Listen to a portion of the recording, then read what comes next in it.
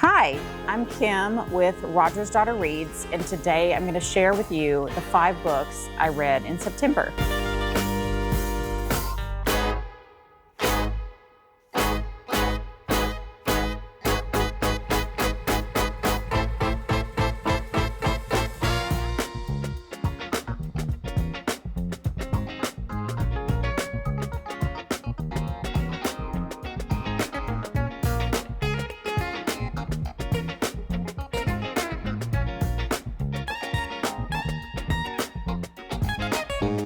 Listen, I am just super excited that I was able to read more than 4 books a month.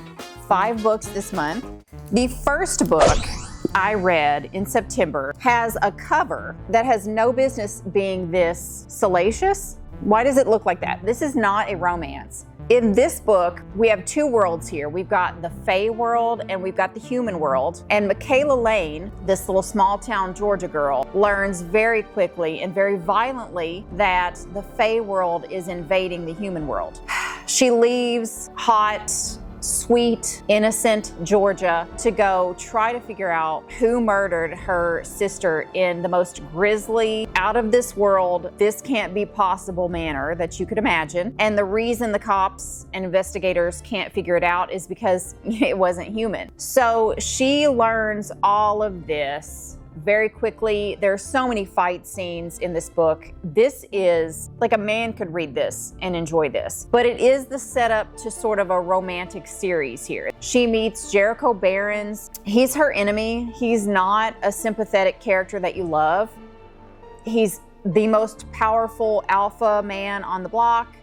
But right now in this first installment, he's just helping her not die because the unseelie, the bad fairies that were after her sister are now after her. This is quite an adventure. I read this series in the mid-2000s when they first came out. I was in my 20s, I ate them up. I have been convicted not to read things like this anymore. I just saw this at the library and I got this hit of nostalgia. I forgot this series even existed, but I turned around and I saw that whole series and I knew I can't read all of them, but I can read this first one because there's no romance in it. There's a lot of action, and honestly, she's a Southern belle, so there's not a lot of language. Now later on, she changes, she gets harder as the world gets harder, but this first one, I still gave 5 out of 5. I just can't move on with it, but I'm glad I read it. The next book I read is Old Bones by Preston and Childs. Earlier this summer, I read Extinction, and I loved it, and I knew I was going to pick something else up. Let me tell you how far I got in the library when I picked this up and started reading what it was about. Here's how far I got. Nora Kelly, a young but successful curator at the Santa Fe Archaeological Institute, is approached by a historian, Clive Benton, with the opportunity to lead an expedition unlike any other. It begins with the story of the ill-fated Donner Party. Done. That's all I needed to know. It's about the Donner Party. That means we're going to be in California. We're going to be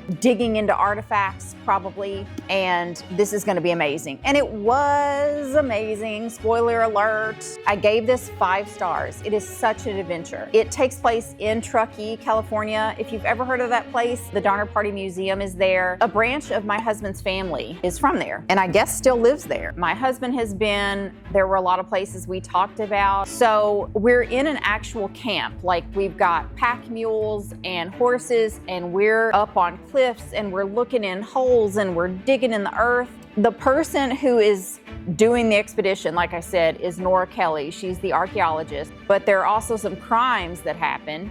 There's some violence and some blood, and it's these guys, so there's going to be some blood. We are introduced to Corey Swanson. She's a brand new, newly minted FBI agent. These 2 are going to carry this series, from what I hear, and this was just the first installment. Anyway, Old Bones, Preston and Childs. This was the 3rd book I read in September. It is The Scorpion's Tale by the same authors. This one takes place in New Mexico. Lots of adventure goes on here. I just didn't prefer prefer this one simply because it takes place in the desert. There's no landscape. There's no beautiful snowy mountains. There are no trees. There are no animals. This is like the middle of nowhere. There's just maybe some shacks and nobody lives there, and it's old mines. They're excavating them. Basically, this corpse has been found, this mummy. It's sandy, it's dry, it is too hot to really survive, but he's found in this old mine, or a shack, I think,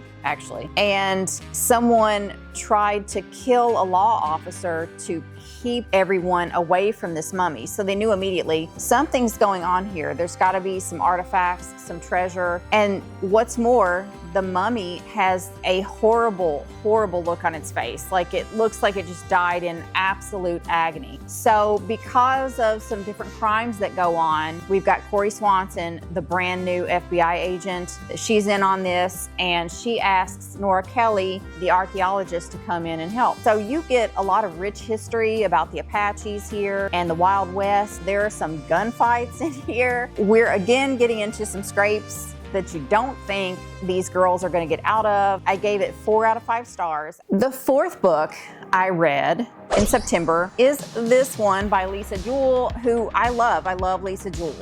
This is None of This Is True. This was pretty famous on BookTube for a while. It made the rounds. Everybody wanted to read it. I found it in a book box for free in the DMV. For those of you who don't know, DMV is not that place that we all hate to go to. It is, but it also means the DC, Maryland, and Virginia area, where the book boxes are. My husband's home. He's gonna be like, what are you doing right now? Anyway, this is about Alex. She's a podcaster, and she goes to this pub or this restaurant, and she's gonna celebrate her, I think, 45th birthday. And a woman comes to her and says, I'm also celebrating my birthday today. I'm 45. Well, it turns out they were born at the same hospital. Hi. I did this whole thing earlier, and I hadn't pressed record. Will you turn the oven on 400? Because I completely forgot. Other people were alive and needed food. Honestly, if we don't watch it, I'm not that hungry. You're not hungry? No, I had a headache all day and I didn't eat my lunch. I had a headache too. What happened?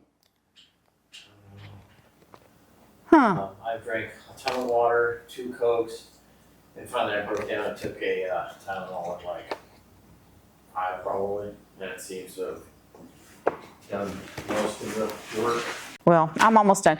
What do you want to eat? We don't have anything else. You can have toast and jam. We didn't have bread. We have bread. Oh. Toast and cheese. You can have a quesadilla. If I get hungry, I'll do that. Okay. So anyway, they are birthday twins, and Josie is the one that comes up to Alex, the podcaster.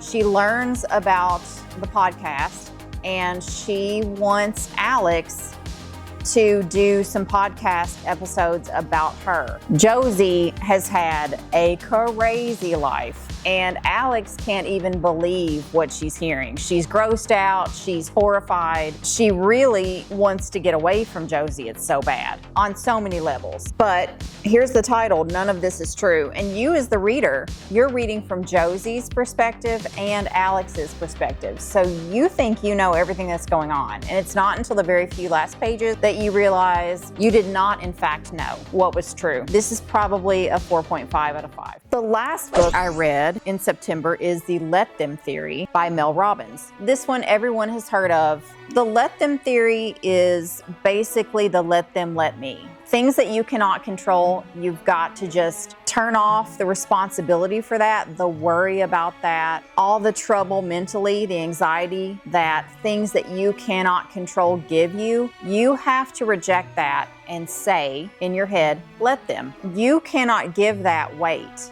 You can't worry about that. You cannot be anxious about that. You have to let that go. That's the let them theory. But it's not just let them. It is let them. It's let them because there's nothing you can do about it, and your life is too short and too precious to sit there and worry and grieve and be upset. You have to let them make the decisions they're going to make. It says more about them than it does about you. So let it go. But the what makes it scientific is that when you say let them, that's the impetus in your brain to stop that anxiety. And you might have to say it over and over. Let them. The let me part is you've got to concentrate on whatever action that you can do. Let them do their thing. Let me make sure that I'm not that person with anyone, right? I'm not talking about anyone behind their back. I'm not trying to build an army against someone else. I'm living my life. I'm happy. I'm loving to people. I'm good to my friends. I'm good to my spouse, whatever. That's the let me part of it. Let me better myself and move on. Let them do what they're going to do. I'm going to be serene. I'm going to be peaceful. But that's the let them theory. I ate this up, not because a lot of it was geared toward me. She's got a chapter in here for everyone. What makes it interesting is she adds some really vulnerable situations that she's been through, some things that I would never share. And you see the humanity in what she's been going through, and you see that all of us kind of have the same feelings that bubble up in some of the same situations. So I would say even if you don't have anything going on right now that you're sort of slogging through, this would still be a very interesting read. For me, it's probably realistically a 3.5. All in all, a good reading month. I hope you had an excellent reading month, and I hope your October reads that you line up are just awesome. And just know that Jesus loves you, God bless you, and have a wonderful October. Bye.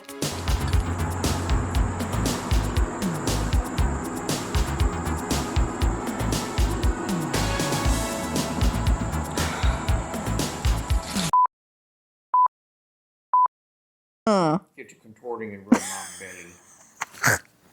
I don't want to. I was doing it over there. Where was... This wasn't a request, Mommy. She's getting stressed. She's getting stressed because I'm not rubbing her beel. You look, people are going to think you've been to the bar. I haven't. I've been to work. Lots of work.